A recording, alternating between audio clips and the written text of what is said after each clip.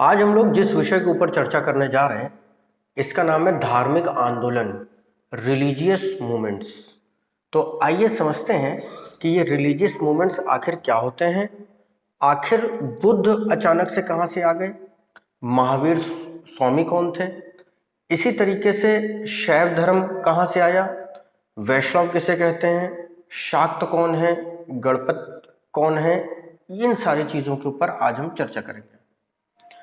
अक्सर ये देखा जाता है कि कला एवं संस्कृति के विषय में जब भी धार्मिक आंदोलन निकल करके आते हैं तो यहाँ पे छात्रों को कुछ कन्फ्यूजन होता है, और ये कन्फ्यूजन इस बात को लेकर के होता है कि वैदिक काल और धार्मिक आंदोलन एक दूसरे से कैसे संबंधित है।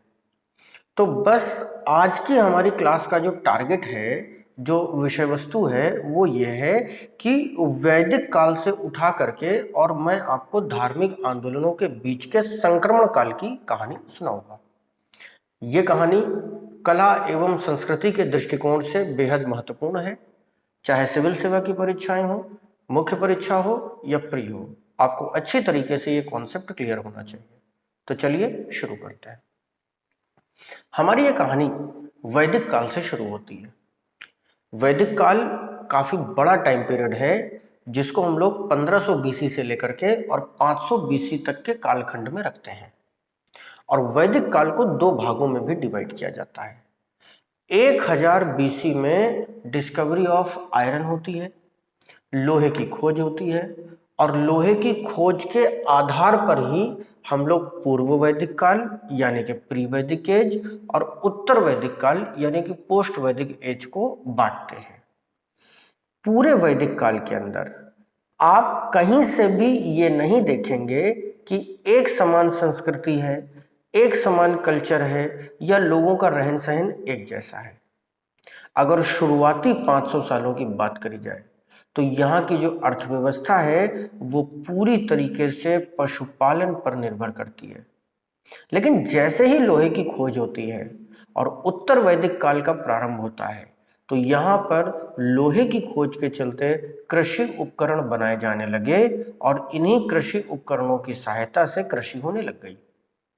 तो इसलिए जब उत्तर वैदिक काल की अर्थव्यवस्था को हम लोग देखते हैं तो ये इकोनॉमी पूरी तरीके से अग्रेरियन इकोनॉमी है, कृषि पर डिपेंड करती है, और जब कृषि होगी तो निश्चित तौर पर झगड़े भी होंगे।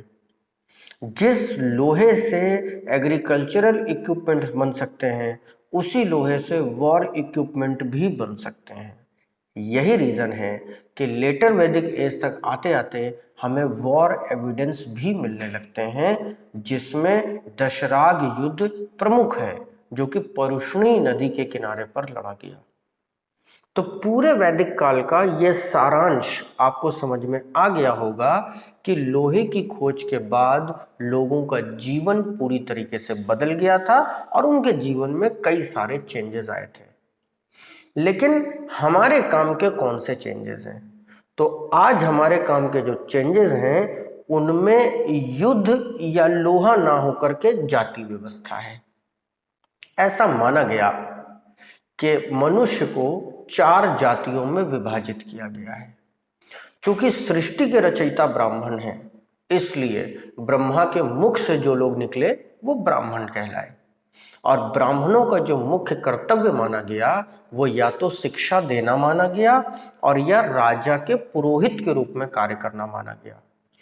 ठीक इसी तरीके से ब्रह्मा की भुजाओं से जो उत्पन्न हुए उनको क्षत्रिय कहा गया, और क्षत्रियों का मुख्य काम प्रशासन में भागीदारी और शासन करना माना गया। इसी तरीके से ब्रह्मा की कमर और पेट के हिस्सों से तीसरी जाति का जन्म हुआ जिसे वैश्य कहा गया, और वैश्यों का मुख्य काम था व्यापार करना, भरण पोषण करना, कृषि करना और लोगों के जीवन में खाने पीने की कमी न होने देना। ब्रह्मा के पैरों से जो लोग उत्पन्न हुए वे चौथी जाति कहलाए जिन्हें शूद्र कहा गया। शूद्रों से तात्पर्य है एक ऐसी जाति जो ऊपर की तीनों जातियों की सेवा करेगी। तो ये वर्ण व्यवस्था वैदिक काल में स्पष्ट रूप से देखी जाती है। लेकिन ये वर्ण व्यवस्था ऋग वैदिक काल में नहीं, उत्तर वैदिक काल में अर्थात लेटर वैदिक पीरियड में आती है। शुरुआत में जब ये वर्ण व्यवस्था आई तो इसमें कहीं कोई कमी नहीं थी। ये एक महान व्यवस्था थी, क्योंकि जाति व्यवस्था जन्म पर आधारित न होकर कर्म पर आधारित थी। उदाहरण के तौर पर यज्ञोपवीत संस्कार के बाद जब भी कोई बच्चा विद्यालय में पढ़ने के लिए जाएगा, काशी मथुरा शिक्षा लेने के लिए जाएगा, तो वहाँ पे ड्यूरिंग द प्राइमरी एजुकेशन सभी बच्चों को एक ही क्लास में बिठाया जाएगा और एक समान रूप से ट्रीट किया जाएगा। धीरे धीरे उनके टेस्ट होंगे, उनकी परीक्षाएं होंगी और फिर गुरुजी इस बात का अनुमान लगाएंगे कि वो कौन से बच्चे हैं जिनका वेद पढ़ने में ज़्यादा इंटरेस्ट पैदा हो रहा है, वो कौन से बच्चे हैं जो युद्ध की शिक्षा लेने में इंटरेस्टेड है, और वो कौन से बच्चे हैं जो व्यापार की शिक्षा लेने में इंटरेस्टेड है। और इसी तरीके से कुछ बच्चे ऐसे भी होंगे जो किसी भी काम में इंटरेस्टेड नहीं होंगे। इसी आधार पर सेकेंडरी एजुकेशन में ब्राह्मणों को ब्राह्मणों की क्लास में भेज दिया गया, जो क्षत्रिय धर्म का पालन कर रहे थे क्षत्रियों की क्लास में, वैश्यों और शूद्रों की क्लास का बंटवारा कर दिया गया। तो ये एक महान व्यवस्था इसलिए कही जाती है क्योंकि ब्राह्मण कोई पेट से पैदा नहीं होता, ब्राह्मण शिक्षा ग्रहण करके बनते हैं और हर वो व्यक्ति जो ब्राह्मण धर्म की शिक्षा लेगा ब्राह्मण कहलाएगा, हर वो व्यक्ति जो क्षत्रिय धर्म की शिक्षा लेगा वो क्षत्रिय कहलाएगा। लेकिन फिर एक तब्दीली आई और वो तब्दीली कुछ इस तरीके से आई कि लंबे समय तक ये देखा गया कि एक पर्टिकुलर कम्युनिटी के बच्चे हैं, कुछ पर्टिकुलर गांव ऐसे हैं जहाँ के बच्चे हैं और जो आते हैं और वो ब्राह्मण ही बन के यहाँ से निकलते हैं। इसी तरीके से कुछ पर्टिकुलर कम्युनिटी के बच्चे हैं जो क्षत्रियों की ही शिक्षा ग्रहण करते हैं और इसी तरीके से कुछ पर्टिकुलर कम्युनिटी और एरिया के बच्चे हैं जो केवल शूद्रों की ही शिक्षा ग्रहण करते हैं। जब लंबे समय तक इन सारी चीज़ों को वॉच किया गया तो वॉच करने के बाद नतीजा ये निकाला गया कि अगर ये चीज़ पहले से ही डिसाइड है कि कौन ब्राह्मण बनेगा कौन क्षत्रिय बनेगा, तो प्राइमरी एजुकेशन के दौरान गुरुओं के ऊपर इतना बोझ क्यों डाला जाए। और धीरे धीरे ये महान जाति व्यवस्था जो पहले कर्म पर आधारित हुआ करती थी अब जन्म पर आधारित हो गई और उत्तर वैदिक काल का अंत होते होते अब कोई भी बच्चा पैदा ब्राह्मण होने लगा, पैदा क्षत्रिय होने लगा, पैदा वैश्य और पैदा शूद्र भी होने लगा। लेकिन एक समय ऐसा भी आया होगा जब किसी शूद्र ने वेद पढ़ने के लिए किसी गुरुकुल में एडमिशन लिया होगा और उसको ये कह करके गुरुकुल से भगा दिया गया होगा कि शूद्रों को वेद पढ़ने का अधिकार नहीं है। बस ये वो पहला क्लैश था जो हमारे समाज में आता है। इसी तरीके से किसी वैश्य समुदाय के व्यक्ति ने अगर ब्राह्मणों की क्लास में बैठने की इच्छा जताई होगी तो उसे भी ये कह के भगा दिया गया होगा कि वैश्यों को वेद पढ़ने का अधिकार नहीं है। तो ये सारे क्लैशेस धीरे धीरे बढ़ते चले गए और शूद्र जाति के जो लोग थे उनके मन में एक वैमनस्य पैदा हुआ, उनके मन में एक गिल्ट फीलिंग ये आने लग गई कि हमें वेद पढ़ने का अधिकार अब नहीं है।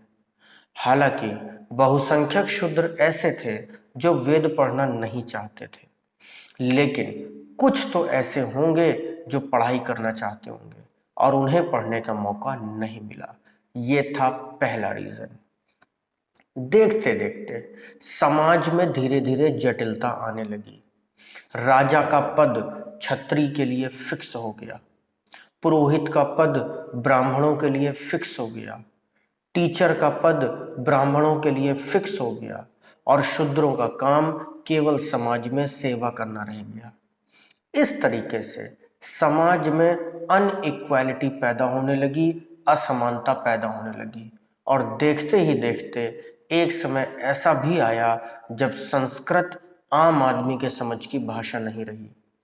चूंकि वेद लौकिक संस्कृत में लिखे गए इसलिए वेदों को पढ़ पाना न आज बहुत आसान काम है न उस जमाने में आसान काम रहा होगा। इसलिए वेदों की शिक्षा ग्रहण करने के लिए एक गुरु की आवश्यकता पड़ेगी।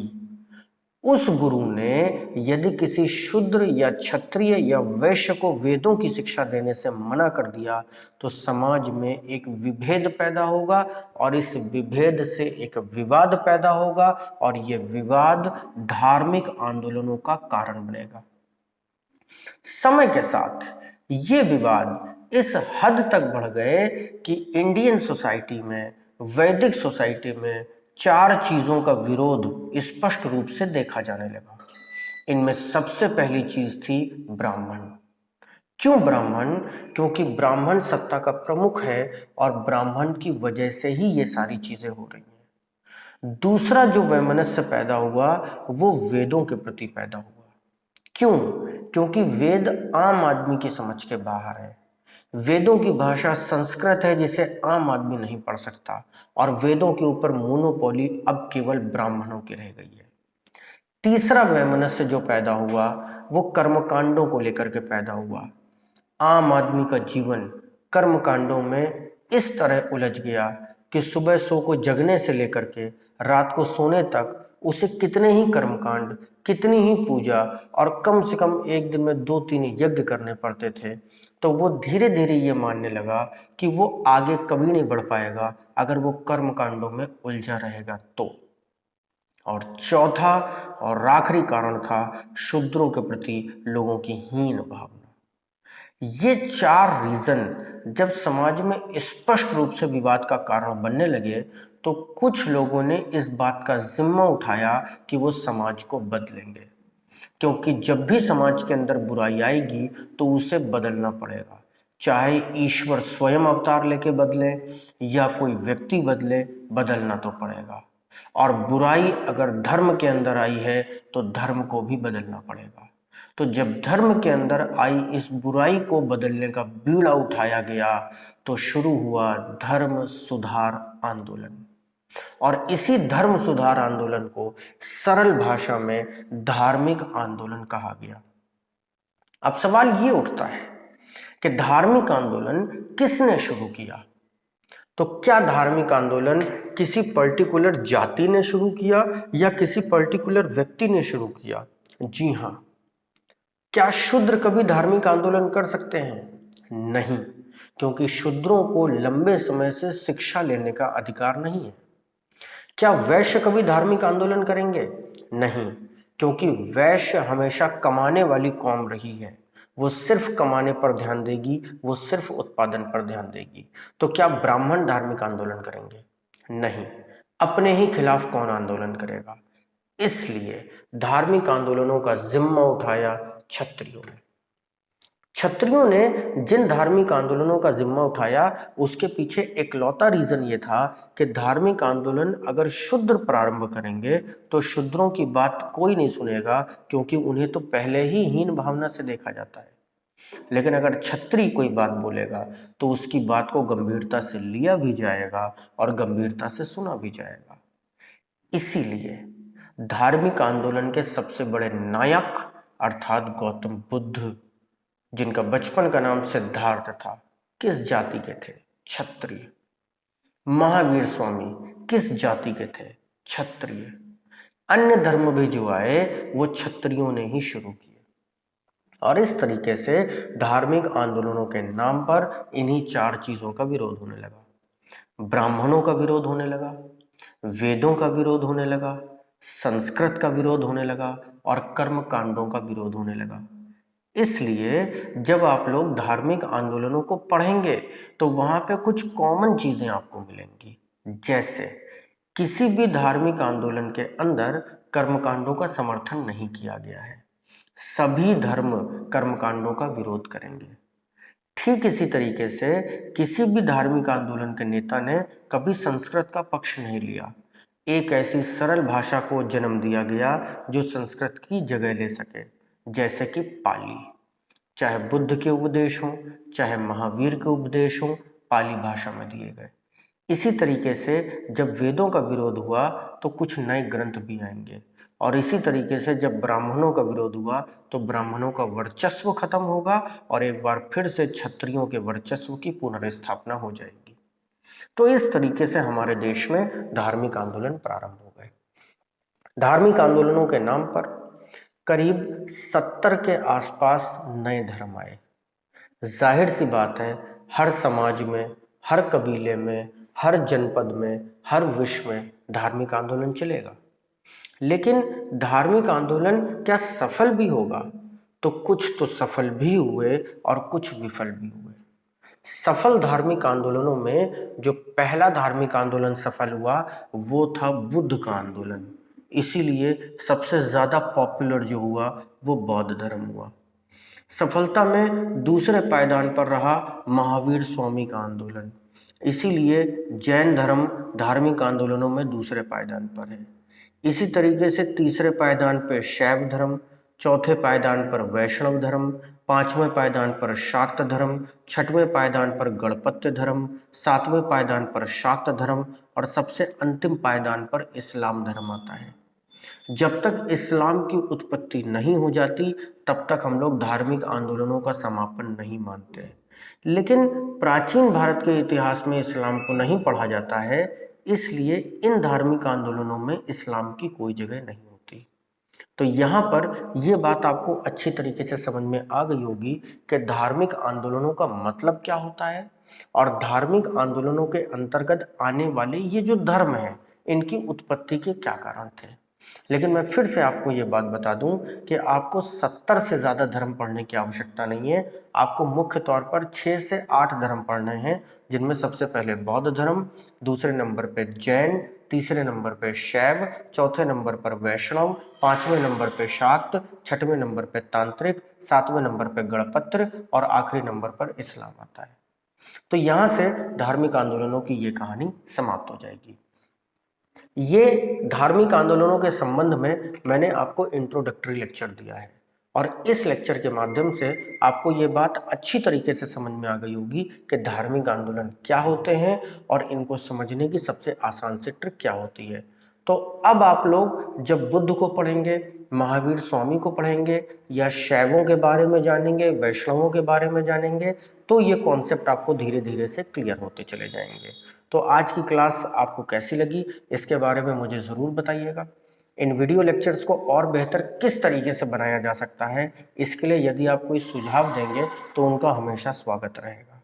और अगर इसी सीरीज़ को आप आगे बढ़ाना चाहते हैं तो उसके बारे में मुझे बताइएगा, तो मैं सभी धर्मों के बारे में आपको एक ब्रीफ इन्फॉर्मेशन देने की कोशिश करूँगा। तब तक पढ़ते रहिए, सीखते रहिए। Thank you.